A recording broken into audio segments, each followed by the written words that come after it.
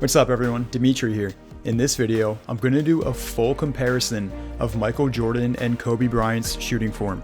I'm going to show you just how similar Kobe's form is to MJ, but there's also a few subtle differences in their jumpers, and I'll show you those here in this video as well. Alright, let's dive in. First thing, MJ and Kobe's footwork and how they gathered the ball. Now, for this video, I'm just going to compare these aspects of their form for their off-the-dribble mid-range game. For MJ, he used the 1-2 step to get into his mid-range pull-ups. When he drove to the right, MJ went left foot, pull.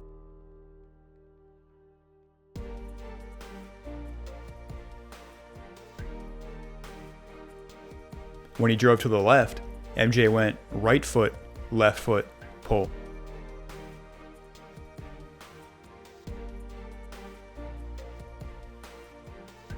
Now Kobe, on the other hand, did use the 1-2 step to get into his pull-up.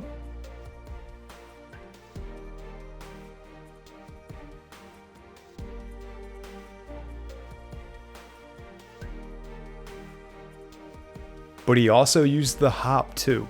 The hop meaning take off from one foot and land on both feet simultaneously.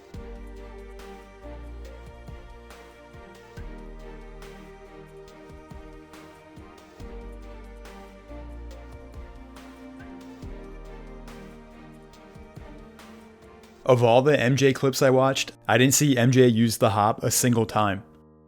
While Kobe did use the 1-2 step the majority of the time, he definitely mixed in some hops as well.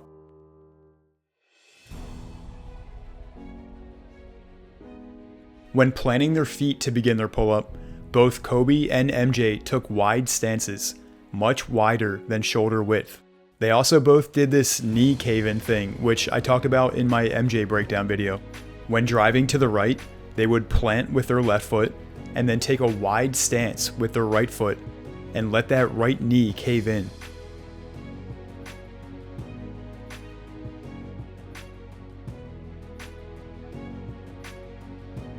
When driving to the left, they would plant with their right foot, take a wide stance with the left foot, and let that left leg cave in.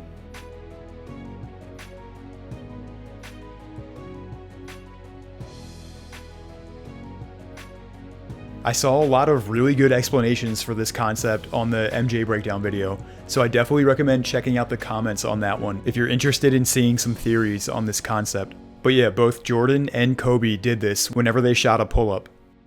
And then on the gather, when getting into their pull-up, both MJ and Kobe would take one last pound dribble, get low, and go grab the ball around their waist or just below. Legs are bent, leaning forward, low.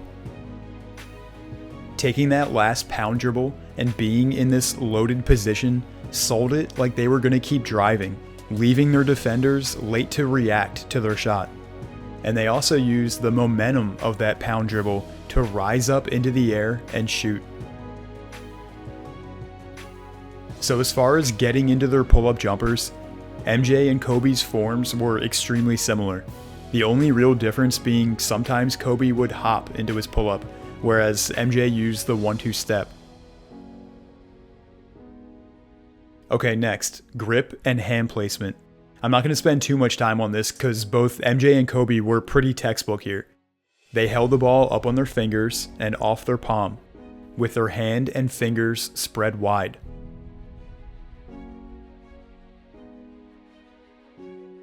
And then as far as positioning, both players have their shooting hand centered on the ball, with their guide hand over to the side of the ball. Alright, let's get to the good stuff. How MJ and Kobe raised the ball to their set point, and what their form looks like at their set point. Well, there's really only one difference here that I noticed. In terms of form and location, Kobe's set point was pretty much an exact replica of Jordan's. The difference is in how they raised the ball to their set point, their lift path. Let me show you that difference, and then I'll show you how Kobe basically cloned MJ's form at his set point. Okay, so from their shot pocket to their set point, MJ and Kobe had different lift paths. Kobe's lift path is wider than MJ's. He starts with the ball in the middle of his body, dips the ball, and then brings it to his left before lifting it up and over to his right. Whereas MJ, he also starts with the ball in the middle of his body, but his lift path doesn't go as far left as Kobe's. It's closer to straight up and then over to his right. I'll dim that down so you can really see the difference here. And I'll play these through one more time without the arrows. Watch MJ first. And then Kobe. The second thing I want to point out regarding their lift path has to do with their right elbow.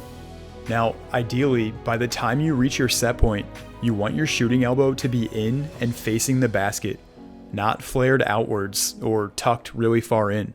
When your shooting elbow is in and facing the basket at your set point, it is much easier to shoot straight. Jordan and Kobe both have their elbows in and facing the basket by the time they reach their set point. The difference again is how they get here. As he begins to lift the ball, MJ actually flares his elbow out a little. See this separation between his elbow and his body? But then as he raises the ball up to his set point, MJ brings his elbow in. This one gives you a good look at the elbow starting outwards. And then here you can see how it comes in by the time he reaches his set point.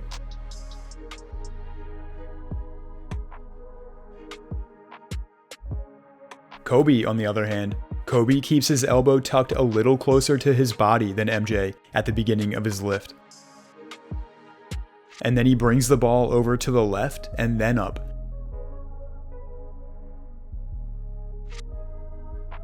To this position here, where his elbow is facing the rim. Does any of this matter? No. Both MJ and Kobe have great looking set points with their elbow in and facing the basket, and that's really what matters. How they get there isn't as important. But this is the only difference I could find between the two during this phase of their jumper. So now let me show you just how similar their set points are. In terms of location, both players have the ball shaded slightly towards the right, and they both have a high set point. They bring the ball up above their heads, which their set point was even higher when shooting mid-range shots, and this was so they could shoot over their defender.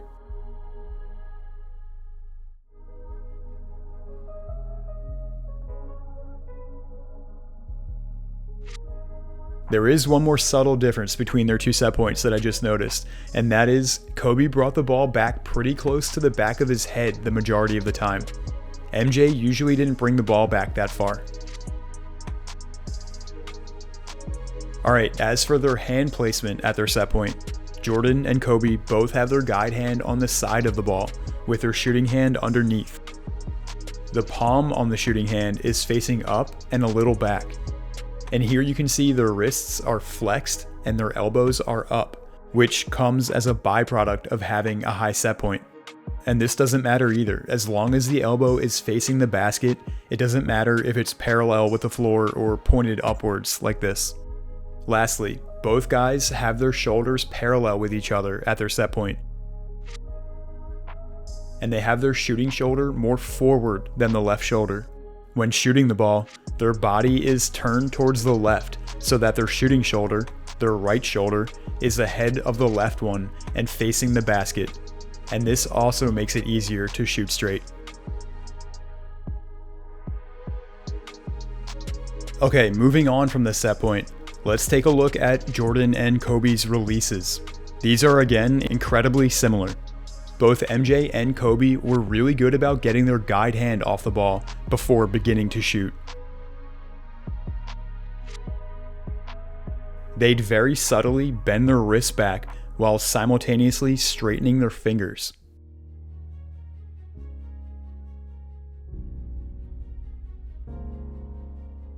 Even if their fingers were wrapping around the front of the ball on some shots, they still got that guide hand out of the way.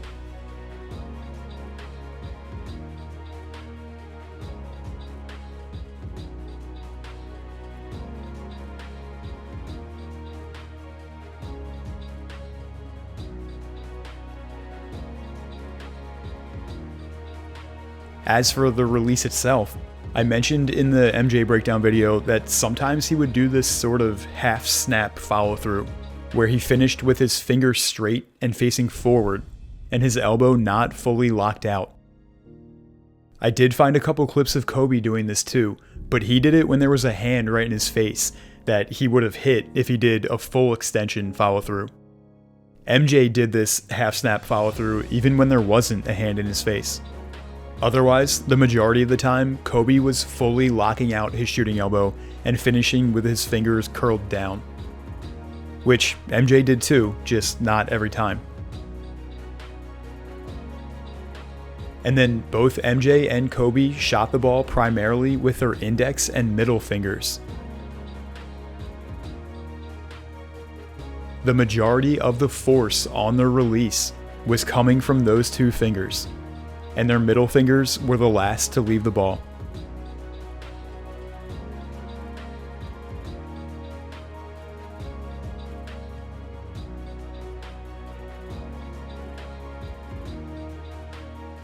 Another part of the release that makes them look so similar is they both have near full extension with their off arm, and their offhand finished in line with their shooting hand.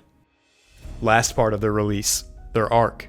Overall, MJ and Kobe had pretty flat shots, especially when shooting from the outside. They didn't get that much arc.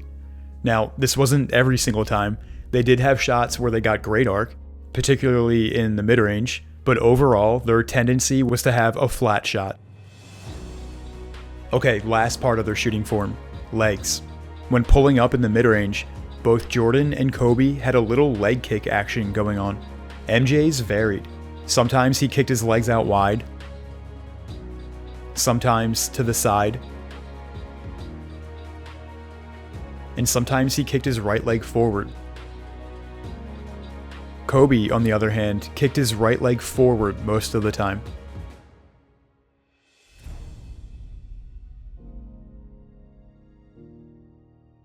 Besides that, both guys bent their legs at the beginning of their pull-up, like I showed earlier, and they straightened their legs as they rose up to release the ball, which is just fundamental shooting. Alright, to recap, Jordan and Kobe's shooting form is crazy similar, with really the only differences being sometimes Kobe hopped into his pull-ups, he had a wider lift path, and his set point location was a little further back than Jordan's. Otherwise, I mean, it's scary how similar Kobe was able to get his form to look compared to MJ. Hey, if you saw any other similarities or differences that I didn't touch on, definitely let me know.